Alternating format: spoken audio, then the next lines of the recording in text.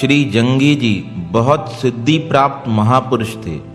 एक बार तीर्थाटन व भक्ति प्रचारक भ्रमण करते हुए वह एक वृक्त साधु के स्थान पर पहुँचे।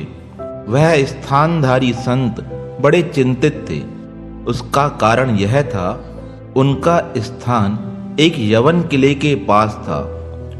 वह यवन अधिकारी किले का विस्तार कराना चाहते थे।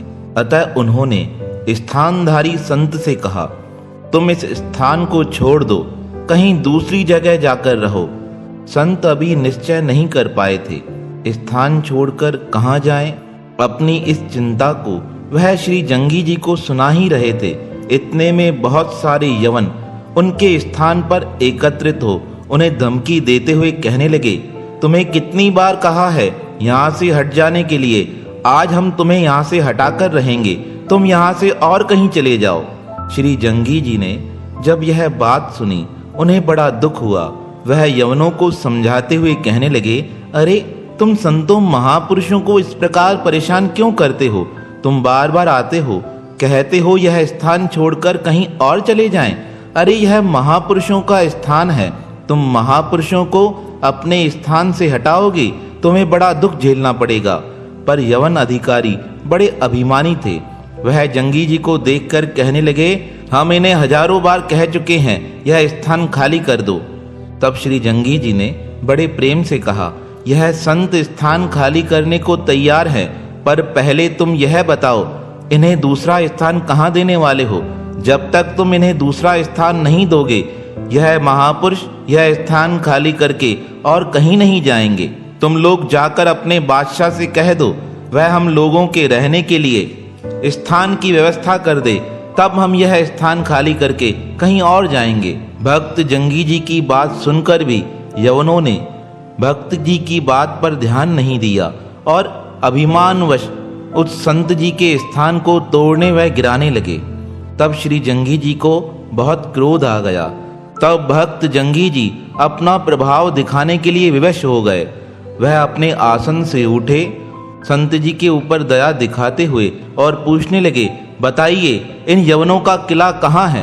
तब संत जी उन्हें अपने घर से बाहर लाकर उन यवनों का किला दिखाने लगे। तब भक्त जंगी जी ने अपने प्रभाव को दिखाते हुए धरती पर एक चरण प्रहार किया। जैसे ही उन्होंने अपना पैर जमीन पर पटका, कहते हैं यवनों के किले की एक दीवार ढह गई। जब यवन सैनिकों ने देखा कि भक्त के जोर से प्रहार करने पर हमारे किले की दीवार ढह गई है, वह भयभीत हो गए। वह दौड़ते हुए संतों के चरणों में आ क्षमा मांगते हुए कहने लगे, हमें क्षमा कीजिए। जंगी जी का क्रोध भी शांत हो चुका था।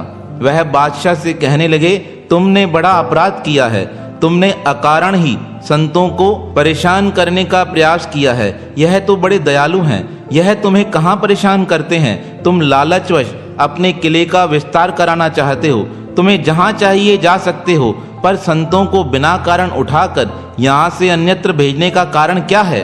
तब यवन बादशाह क्षमा मांगते हुए कहने लगा, मुझसे अपराध हुआ है, आज के बाद कभी मैं ऐसी जिद नहीं करूँगा। कहते हैं तब यवन बादशाह ने जंगी जी के चरणों में प्रणाम किया और बहुत सा धन संत सेवा में लगा दिया।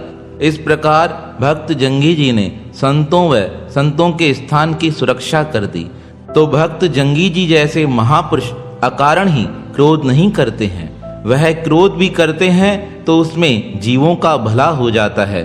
और महापुरुष ऐसे चमत्कार अपनी प्रसिद्धि के लिए नहीं करते हैं, वह तो जीवों के कल्याण के लिए जो भी कार्य करते हैं वह चमत्कार रूप हो जाता है। तो ऐसे भक्त वसल भगवान और उनके भक्त जंगी जैसे महापुरुषों के पावन चरणों में हमारा बारंबार प्रणाम है, प्रणाम है, प्रणाम है।